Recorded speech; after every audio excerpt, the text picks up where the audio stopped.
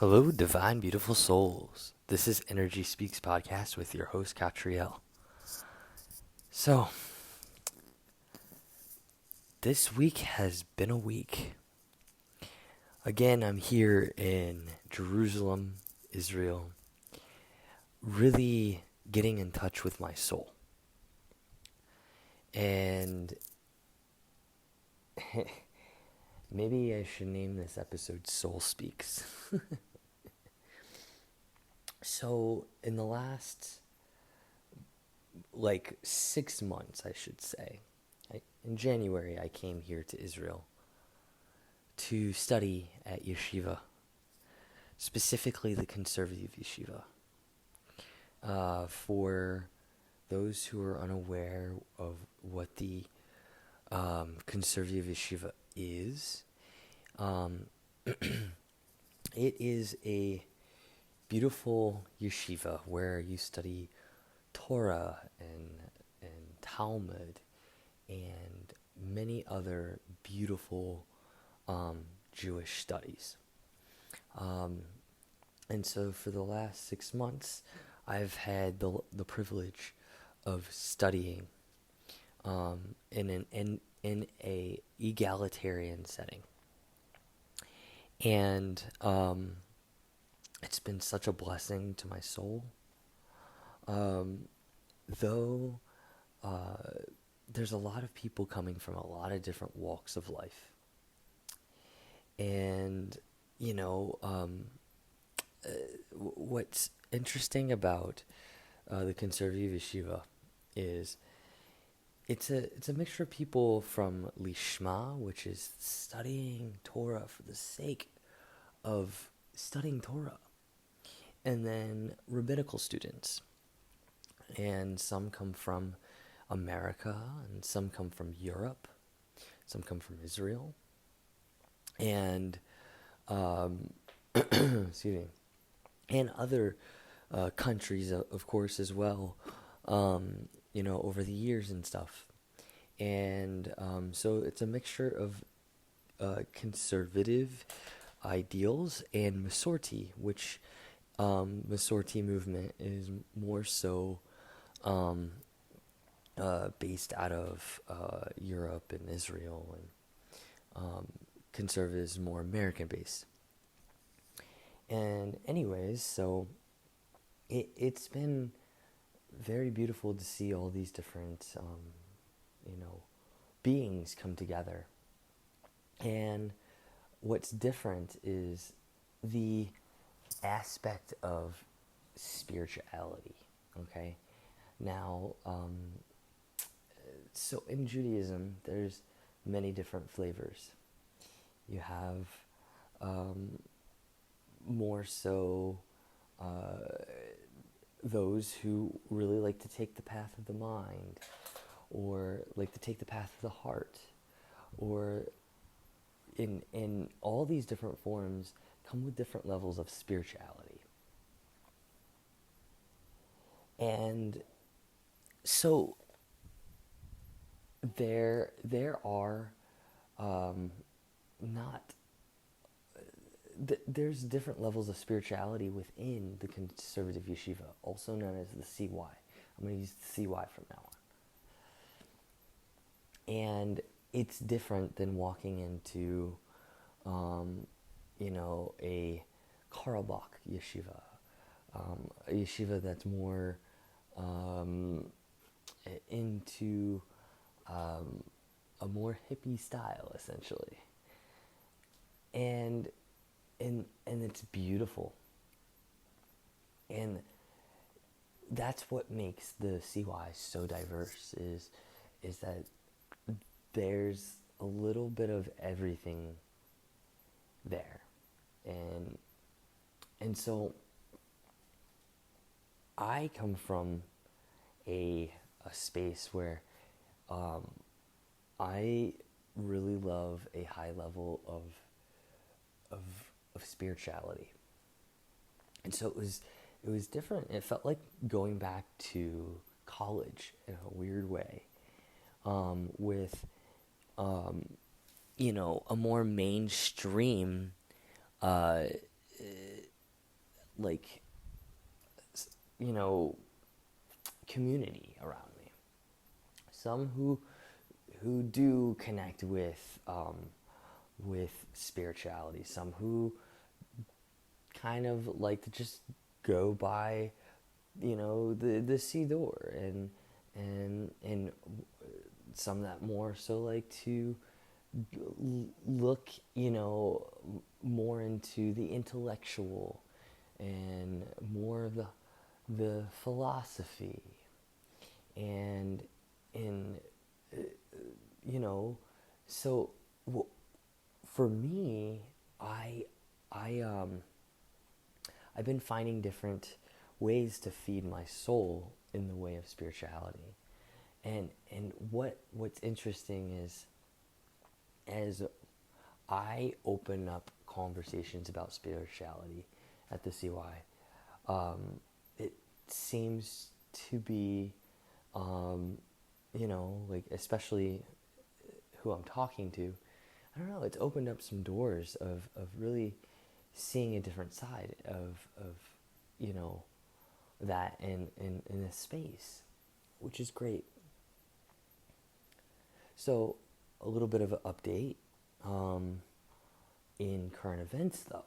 So, I've been accepted in the summer to study again at the CY for the 3 week program, and then I was accepted to the Lishma Fellowship for the CY for next year, for the whole year. And what's beautiful about that is I am blessed with funding to be able to live here in Israel. And over the last few months, I've moved a few times within Jerusalem, of course. I originally was staying in San Simon and had two beautiful roommates. Their names Esther and Michael. If you ever hear this, I love you both so much. And Michael, from my understanding, will be returning as a Lishma Fellow as well for this next year. And then, so I stayed there for a little bit, and then I ended up moving into an apartment with, a really good friend from my area, from Tampa Bay area, Renata, and for a few months, or a couple months, in Baca, and that experience was really beautiful as well. Baca is a very nice neighborhood. It's more French feel to it, as a lot of the people there are from France. And it was just a very elegant town, and not too. I mean, it's close, but about a 45-minute walk to the yeshiva. And so then it became not in alignment anymore to live there, and it opened up and birthed a brand new opportunity for me to live in this beautiful apartment in Rehavia, which is less than 3-minute walk for me to go to the yeshiva. And so it's very practical and very just a beautiful situation. And then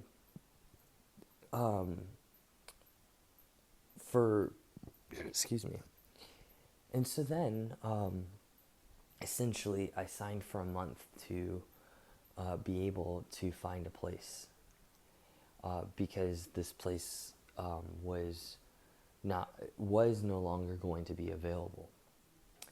And then I went searching, and actually I spoke out into the universe, and I was like, Hashem, where should I be? Where does my soul want to be? And I said, well, I guess my heart, my soul want to be in Nachlaot if I have to move from this place. And though I would be okay with living in Rechabi if I found a place, because it would be very, very close to the yeshiva.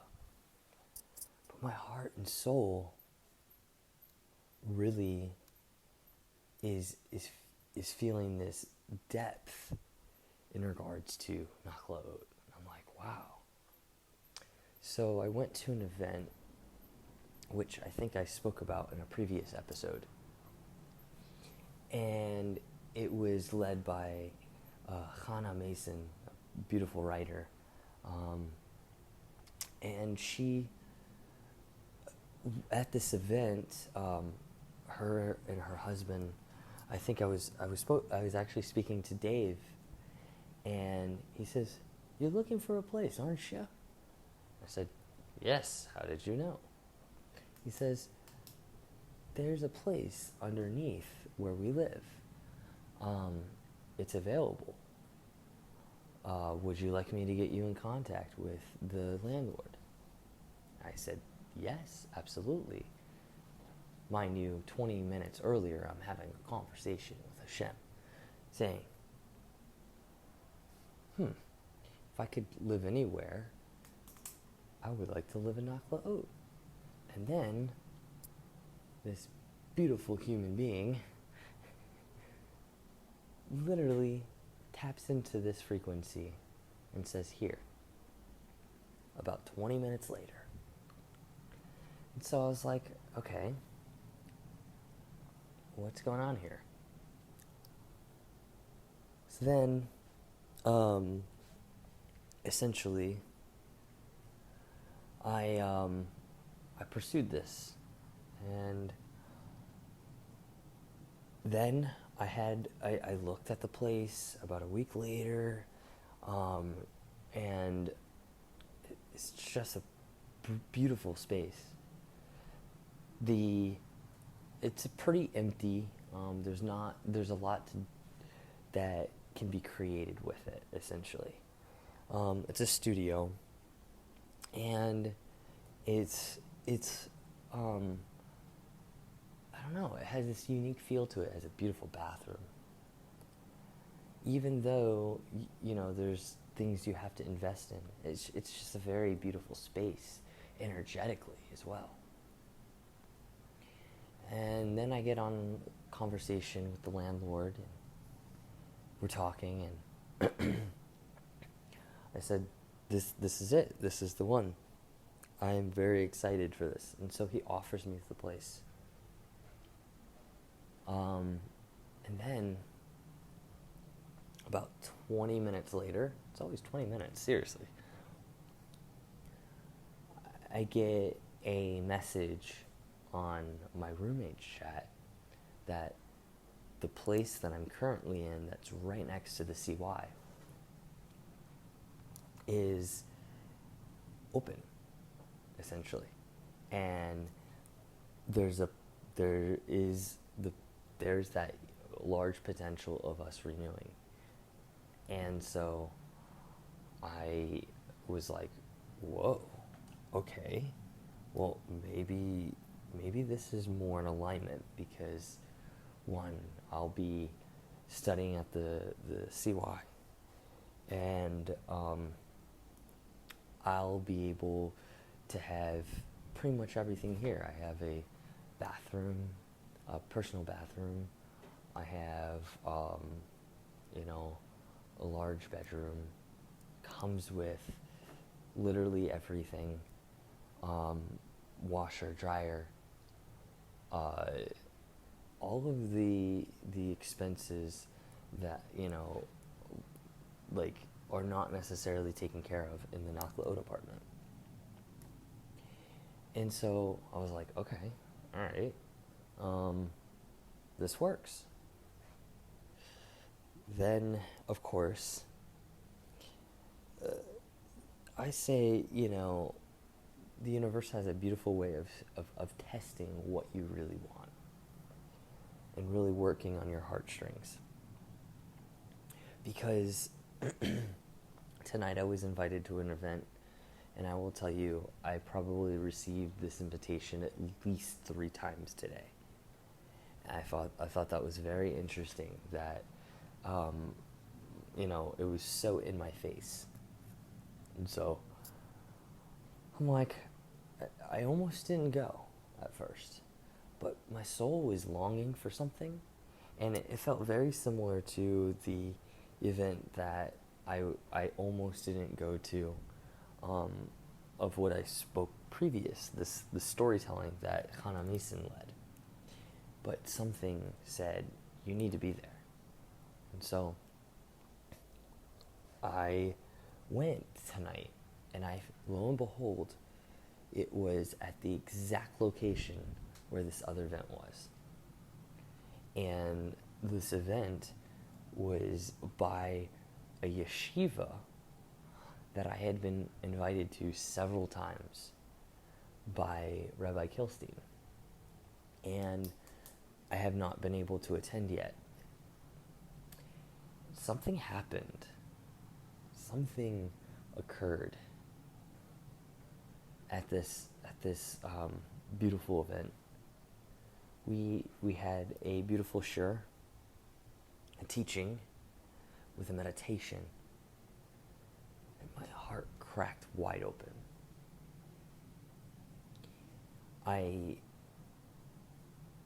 I had this beautiful personal conversation with Hashem, and it also brought in a very dear friend in this meditation. And I didn't know how to respond, because I was working through all these deep, deep layered feelings. And essentially, my heart was like, wow, this yeshiva is exactly the match of my soul. And what's interesting is there's a time and a place for everything. And I say this because what's interesting is the Nakla apartment is literally right around the corner from this yeshiva. And I said, wow, this is interesting. Okay. And so then my heart is at least aware of this connection. What's interesting about this yeshiva, called Yeshivat Simchat Shlomo, which is a Karl Bach yeshiva, which is funny. They use the teachings of Rabbi Nachman, who is the rabbi that came out of Breslov, and it's all about really connecting to your heart space, which, as you guys know, that's where it's at for me. And so all of the beautiful gifts that I have that I like to share is accepted here. It's worked on here. It's my essence. And what's interesting is I was told about a what do you call it? A market type of thing, vending opportunity that is going on this Friday. And I had no clue that it was also at this space. This is a third time. And so when I was there, you know, I, my prayer is when the time is right, I would love to attend this yeshiva and really go deep. One thing that we have to realize here is, yes, we get opportunities, and yes, we always have a choice in things. And of course, we have to keep the balance of the heart and the mind. The heart being, this is what I want, this is what I'm yearning for. And then the mind of the practicality. Because the mind is a beautiful, beautiful tool. And when we can take that, and we can integrate that at a soul level, essentially, when the time is right, you'll be drawn to it.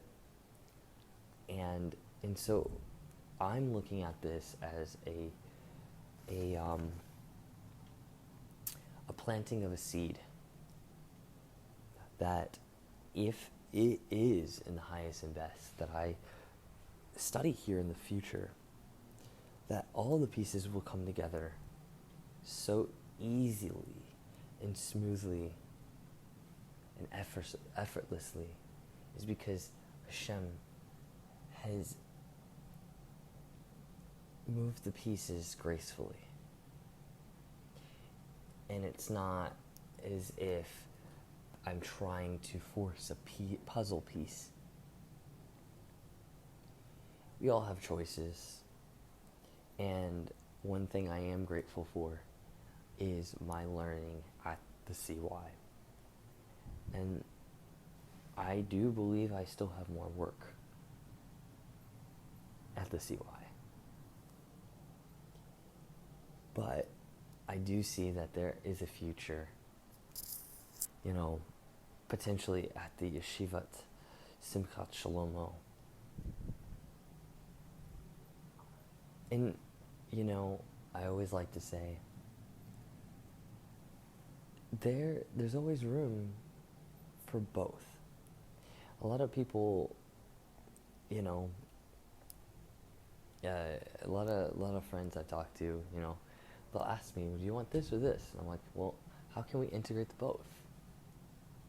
Sometimes it works, sometimes it doesn't. Like, obviously, I can't have both apartments. And that comes with a choice. And part of it, yes, is practical, and then the other one is also heart. And so I encourage you guys, as I'm speaking about this, what is going on in your world? Where do you need to make choices? Where do you feel maybe conflicted? And is there something that you need to make a choice on, that you're leading with the mind or the heart or the soul? And your answer, neither one of them are wrong. It's more so feeling into what feels right in this now moment, and then maybe asking yourself what feels right in 1 month from now, what feels right 2 months from now, and allowing yourself to get into this meditative space to feel into the essence of what the decision you're making, by extending the time a little bit further, and feeling how that feels within yourself. And as you do that, you know, you'll be clear and clear on a decision. And then let it go. The reason why I say let it go is because essentially you'll by doing this, you'll be magnetized to your decision. And if something shifts and changes and you chose one thing and you're getting pushback from the universe, you know, we don't have control over everything, which is okay. But at least if we did make a decision and we put the thought and the feeling and the heart and the soul into it, then even if that is not what we ended up with, at least we felt into it and we felt how powerful and strong that is, and it may be something there for the future. And you know, the universe, Hashem, is just showing something to us of what is in alignment at this present moment. And remember, timelines shift and change all of the time. And when we realize this, it's comforting. You know, a dear friend of mine has said this on the show before. Her name is Liat Paradise. She said, imagine if the universe, Hashem, was conspiring for us. And you know, that's a beautiful awareness, because when we often take it the opposite way, like, oh my gosh, why is this happening to me? Why is this happening for you? And that starts to open up different doors. So if you're getting pushback from the universe, ask, why? And feel into the deeper aspects. Here's the thing, is we all have a tikkun, we all have a soul mission here. And there's many, many layers. We don't often understand why certain things happen in our life. But sometimes that one situation where you might have looked at it in a negative aspect may have been your gift from Hashem, from the universe, to say, the path you need to take is this.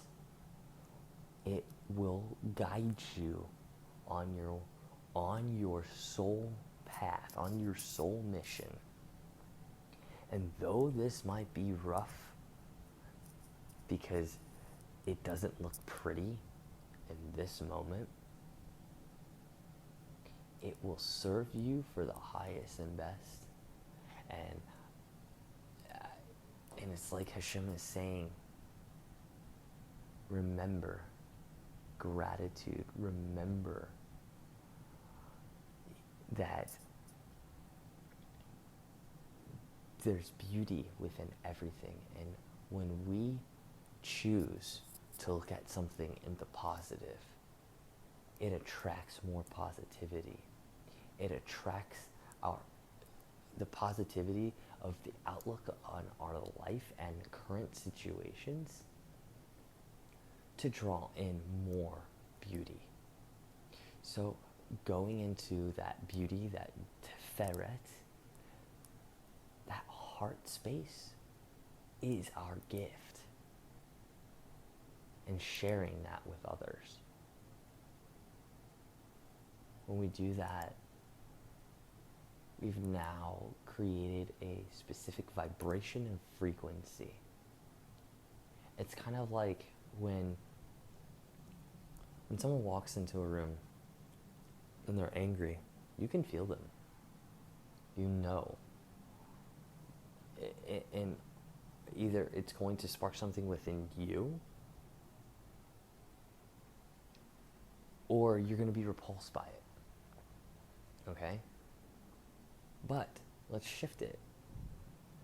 If somebody who is really, really happy walks into the room is smiling, the smile is contagious. It's really, really difficult not to smile back. To have something within you re-alchemize. And this is another thing. Re-alchemizing we talking about? My granny always said laughter is the best medicine. And it's true. Why? Why do I say this? Back when I did the Zodiac Energy Empowerment series, we went through the different zodiacs and we did a specific class dedicated to that zodiac energy. And for Aquarius, I chose a laughter meditation. And what we learned in that class is that when we laugh, whether it's a fake laugh or a real laugh, the body does not actually know the difference. And what happens when we laugh is it re-alchemizes something within us, especially a belly laugh. It completely takes, these heavier energies and it transmutes it and turns it upside down and flips it and re-alchemizes it and all of that and brings it and elevates it to a whole new space. And so this can be a tool for you. That if, for instance, you're in a space of feeling down or low, go ahead, turn on a television show that makes you laugh. For me, I always go to the Gilmore Girls. Because that has a certain level of humor to it. Another one, the Marvelous Mrs. Maisel is a good series. New Girl. Raymond. Everybody loves Raymond. King of Queens. I could go on and on and on. But,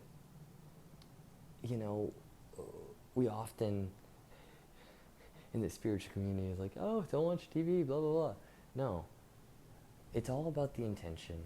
And it's all about,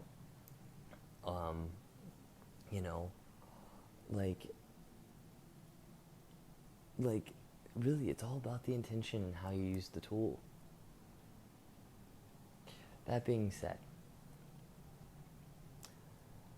I hope today's episode really inspires you to look deeper and to ask more questions within yourself. Because that's why we're here.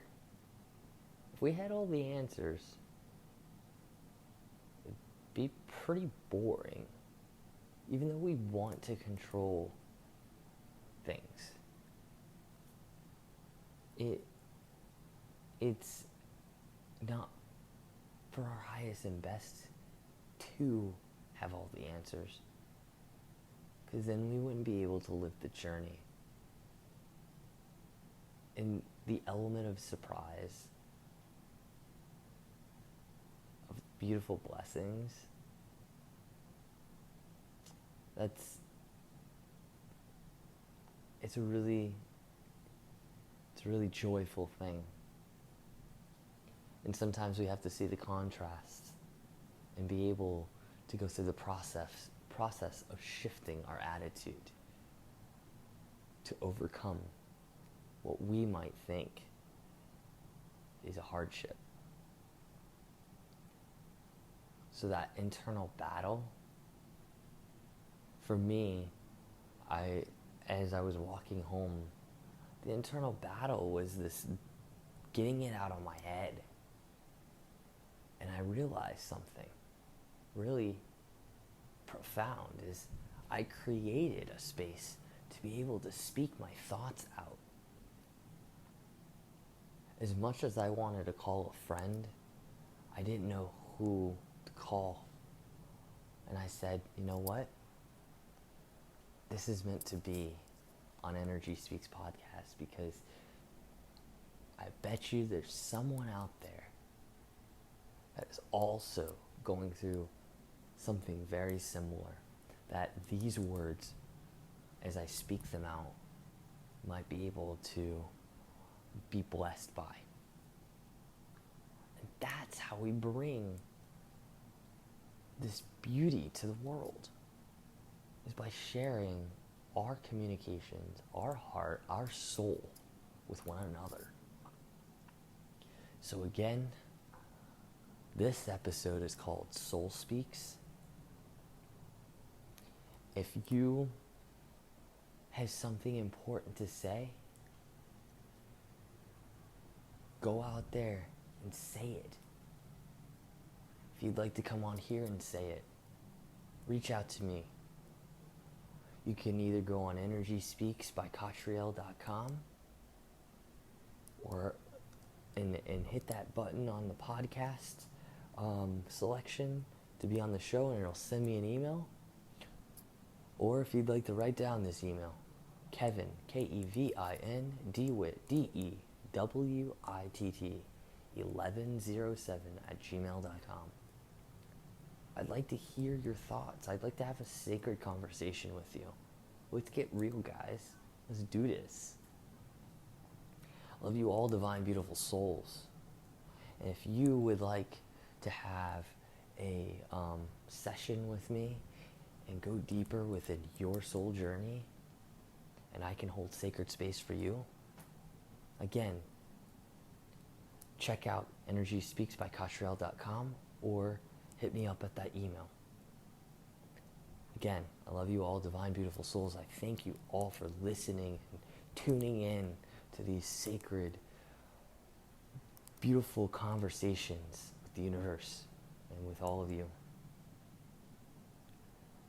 This is Energy Speaks Podcast. Over and out. Shalom.